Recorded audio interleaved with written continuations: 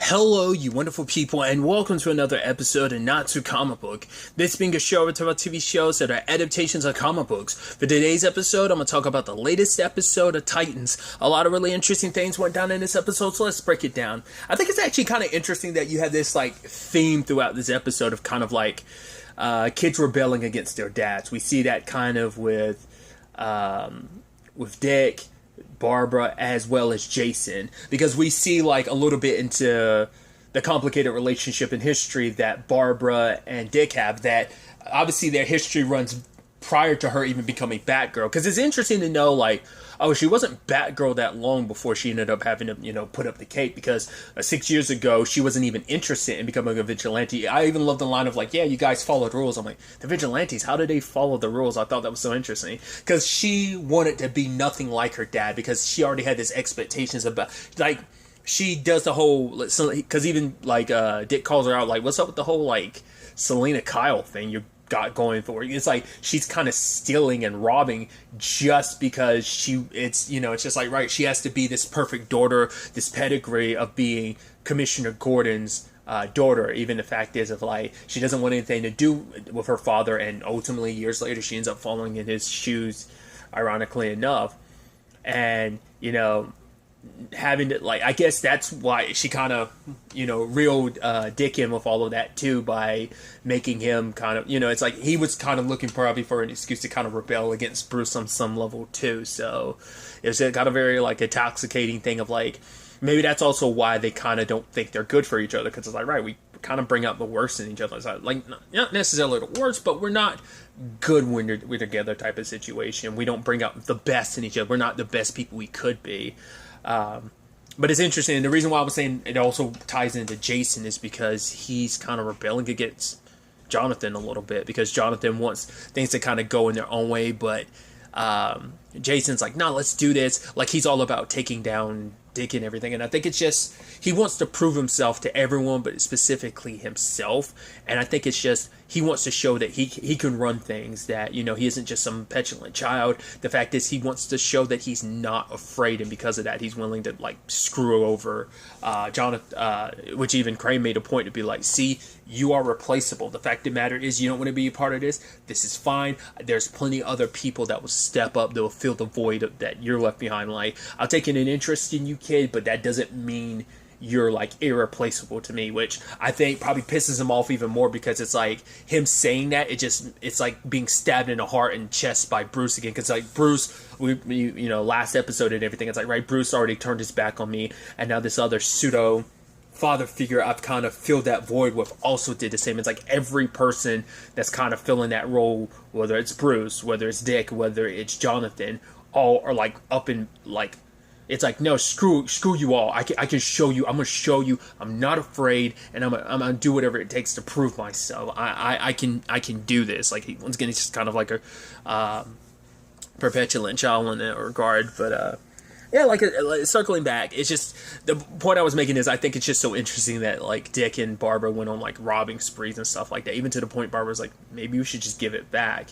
And they start making out with her wearing all this stolen jewelry and stuff like that, because even her own dad can't figure out oh yeah, they're baffled by all these mysteries. I wonder, did Bruce ever know and he just didn't say anything, because it's let kids be kids type of thing, they're young rebellious phases and stuff like that. But it's just interesting to know you went down that route, because I guess Dick and her found kinship, because I don't know if he's really had that. I mean, because interestingly enough, timeline-wise, because I forgot, the Dawn stuff was, 3 years prior to, the show, right? If I remember correctly, in Season 1/Season 2, that was the case. So, I think that's kind of... So, probably, after Barbara was Dawn, so we've kind of already seen, just from that little bit, just how his relationships have kind of panned out in this universe and stuff like that, so... Obviously, Starfire's dealing with the whole Blackfire situation, and I love that obviously she's coming there with her royal mentality about how things work on Earth, and it's wait, which one of these are the servants or whatever, and he's Connor's oh no, I could do that, and Gar has to be she's not talking about servicing her in that way, bro, and it just, she means it in this other way, And then she's like, oh, I see. And Blackfire's like, the green one must be the one who serves you. And then Garth's just laughing like, ha ha ha ha. So I actually thought that was kind of an interesting development, that out of anyone, it was actually Connor and Blackfire that bonded, like being kind of the outsiders. Because, you know, she talked about Tamarin, about how, like, Tamarin was like, it would burn your skin, like the environment. And it's like, but why would you miss a place like that? She's like, I missed that burn because they were able to build a world from, like, a world that was nothing but dust. Like, we were able to build a home there. And for her, it's like, she always felt like an outsider because her sister got the fire. It's a signature of their people, and it's like, me being kind of the outsider princess, I never got it. Like, in her eyes, it's, once again, like, Corey got everything. She got the love, she got the adoration, she got the fire. Like, what did I get? And Connor understands what that's like to be an outsider. Like, she could tell that he's Kryptonian but something else, and he's like, yeah, half Kryptonian, half human. She's like, neither here nor there. She's like, I get that. And that bond that they created, that kinship they were kind of starting, I thought was interesting. It's like, if something ends up happening between them, that's fascinating. So, well, in this case, Nightwing and Starfire and Superboy and Blackfire would be interesting. Because I think in my head, I immediately think of Injustice with the whole, like, Superboy, you know, Connor and Miss Martian, you know, Magan situation. That will always be the one that kind of comes in my head because that's the relationship I'm, like I'm used to in that regard. But obviously Supergirl throws a wrench in that because it's like, oh, it's Martian Manhunter and Magan in that continuity. So it's just an interesting thing to think about, like, these relationship dynamics. But obviously Connor talks about them being family and stuff, and Blackfire's like, what? Not, but you're not even related by blood. And it's like, yeah, but that's what, like, family, you know, all that we've been through, we care about each other. When they're happy, I'm happy. And a family is something you kind of have to work at being a part of. He had even said, like, oh, her idea of, like, going to the dredge of, like, you know, the low grade, what was it? The kind of backside of Gotham to kind of find out what Crane is up to. Corey immediately shut all of that down because she wasn't going to listen to any of her sister's ideas. Because I thought it was interesting, because it's like, Blackfire's like, why'd you even bring me along? It's like, because I don't know what to do with you. I can't leave you at Wayne Manor. I can't kill you. I can't send you back to Tamarin. Like, all I have is this. That's all the answer. This is all I can do, is just have you here with me until I figure out what to do. And so later on, Blackfire did get some information, and then Starfire's like, you know, she's like, because Blackfire calls her out because it's like, are you really mad that I left, or are you really mad that I came back? Because it's just like, she has so many feelings about it, because like, you are her sister and you have the complicated history that you have, and she's trying to, like, because she just doesn't know what to do, because everything her sister does aggravates her. Plus, you know, you killed my boyfriend, you killed our parents. It's just like, she's angry, but it's like, I don't want you dead. I want you alive. You are my sister and everything. I just don't know how to approach this whole situation. Like, considering our history, that maybe there's too much history, bad blood between us for there to be a means of repairing this relationship. I think that's kind of where that might kind of stem from a little bit in that regard. But I thought that was so fascinating. But I also like that Connor was able to save that lady this episode too, by where he wasn't able to save Hank before. And I love, it's like, oh, what do you think about the idea? She said, like, oh, what she was talking about, I mean, still being in love with her ex-husband. Corey hits him like, no, not that, about the other stuff. But essentially, like, the device that was stolen early in the episode by Crane, like, he's trying to multiply something. At first I was like, the immediate thought was like the fear toxin, but it's like this new anti-fear thing that he's getting Jason high on. He wants to reproduce it on a massive scale, and I guess he wants to kind of cause like a new revolution. I think maybe in his mind it's like, I want to get rid of fear altogether. Like, imagine of the beautiful world we'd be able to build if we can just get rid of fear in it, like maybe something of that nature. Or maybe Jason believes that's what it's all about, because it's all about like, turning the city upside down and then being its saviors. So I guess like this fear toxin this anti-fear, you know, drug has something to do with that. But like how everything pieces together, who knows. There's also a little contention amongst the Titans because everyone's pissed at Dick for going off on his own. It's like Hank is dead, Dawn is gone, Jason's going renegade like he's been, and if he wasn't careful, Dick would have been dead too, and none of them would have known because he went off on his own. And he's like, yeah, I just didn't want you guys to get involved. And Gar starts like beasting out a little bit, and it's just like Dick is taking this all on, himself, just because I think maybe on some level it's because he does feel the personal responsibility of like, it shouldn't be anyone else's burden. The whole Jason thing should be me. That's on me for failing him in that regard. So I've got to make up for it now. I can't put that on anyone else, because anyone else that joins me in this, like, were to be by my side during that, would have gotten caught in the crosshairs like Hank did. So maybe there's some level of that plays a role in it. Which I even love Blackfire being like, oh, I see. He's the one that serves your urges or whatever, and just Starfire just like completely ignores her when she was making those statements. But him and he's got to make good with Barbara because she's blocking them at the crime scene. So it's like, yeah, when Lady Vic did her thing.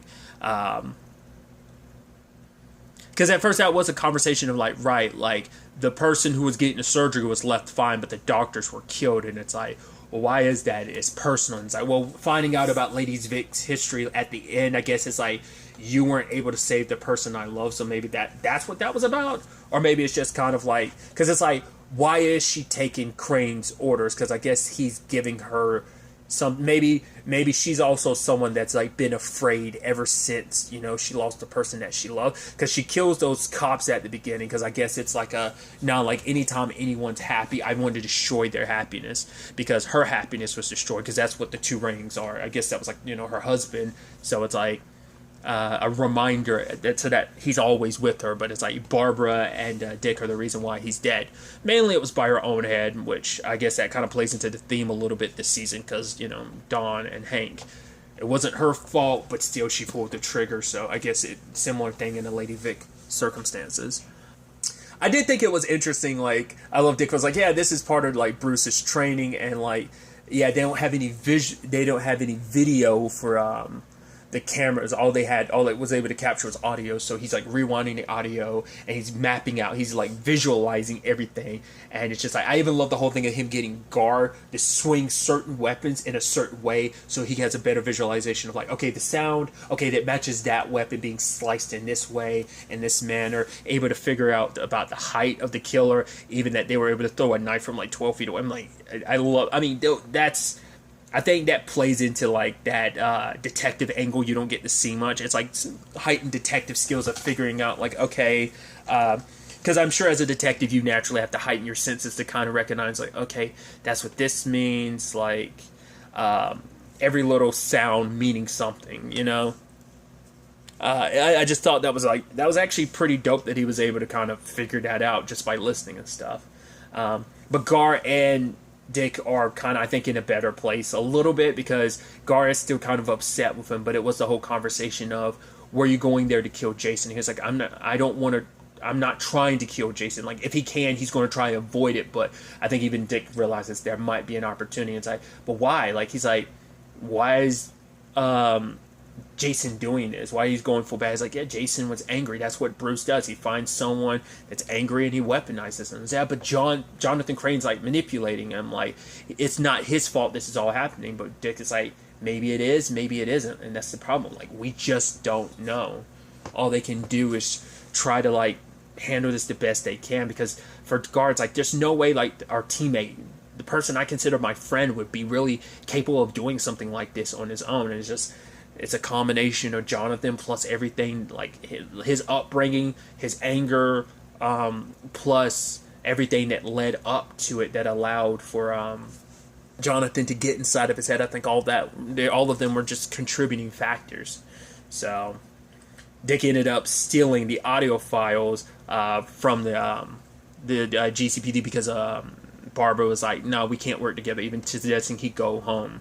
It's a whole thing of, he's like, you should have trusted me. It's like, you're the one that broke out a convict. And it's like, well, I figured, I had a hunch about Crane, and I didn't want the GCPD involved. But it's like, yeah, we both made mistakes in this regard. there was a whole conversation about them just being on the same team, but Barbara's still kind of keeping them at arm's length, being like, oh, so anti-vigilante and stuff like that, which I think is so ironic considering you were a part of that at one point in time. What's also interesting is like, right, the whole Oracle program, and it's like, I guess like once you've kind of accessed, because it's like, it's an actual program, it's not just her, like she is the only one that has access to it, but it's the one that like lets you, I guess, like hijack, like, I guess maybe it's kind of similar to that thing in which Batman, it was one of the Christopher Nolan Batman movies where you can basically hijack like all these signals and stuff like that. I could be misremembering. It's been a while since I've seen any of them, but it was something of that nature that like Lucius wasn't too happy about Bruce using, but Bruce like destroyed it afterwards, after the fact or something, because it was too much power for someone to have. I think the Oracle program seems like it works on that same level, and I guess Barbara doesn't like having that much access to everything and everyone. It's just, I guess, like what it kind of did to her, she doesn't like it, so like she'd rather not that program be used because it's too powerful, it could be too abused, and she doesn't. So that's why I'm like, I'm the only one that has access to it, but I don't want to go down that route. But it's like, it's so interesting that she just has that like anti-vigilante perspective, considering she had, but I guess it's like she's coming at it more so from like, my dad was kind of lax with a lot of that stuff, but I'm not going to be. But it's also like, could it just be her complicated history with Dick that's playing like a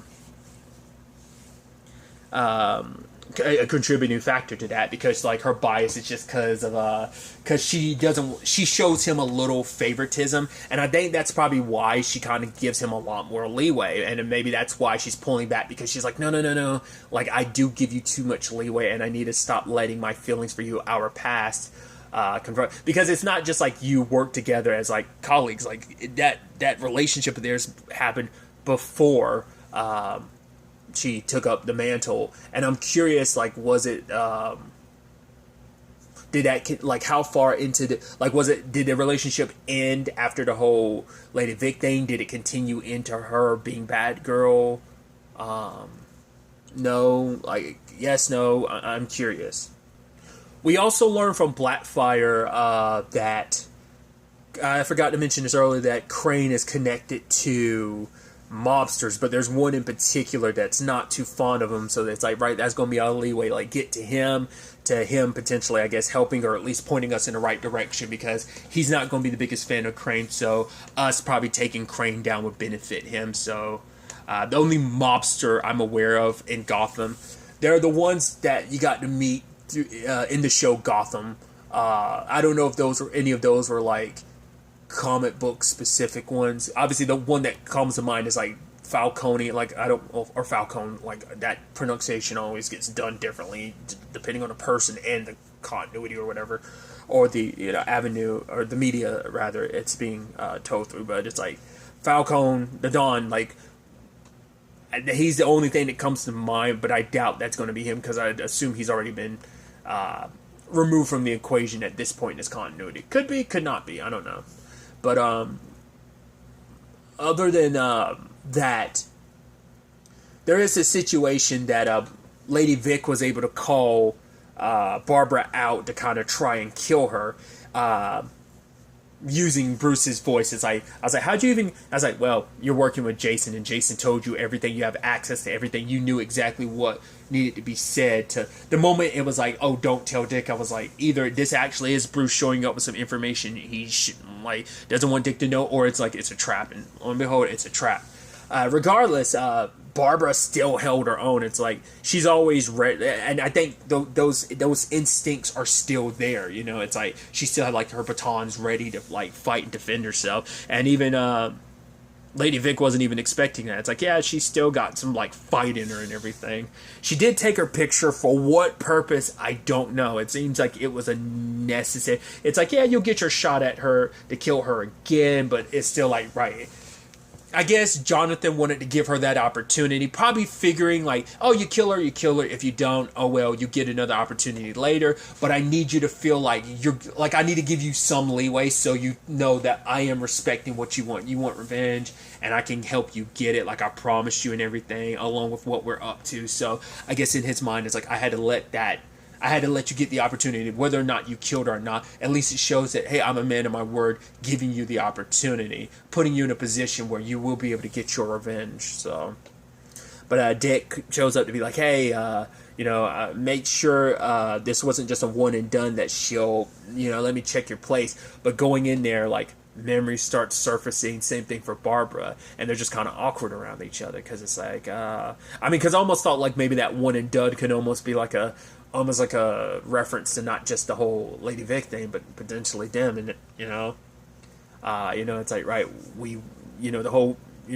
flashing back to that conversation of like, oh yeah, like we work, and it's like, do they have there's a lot of history and chemistry there that it makes that partnership that much more complicated, like especially after all this time to be working so closely together. It's just kind of, both of them are kind of a little off kilter because of it all. So it's going to be interesting to see where things kind of go on that front.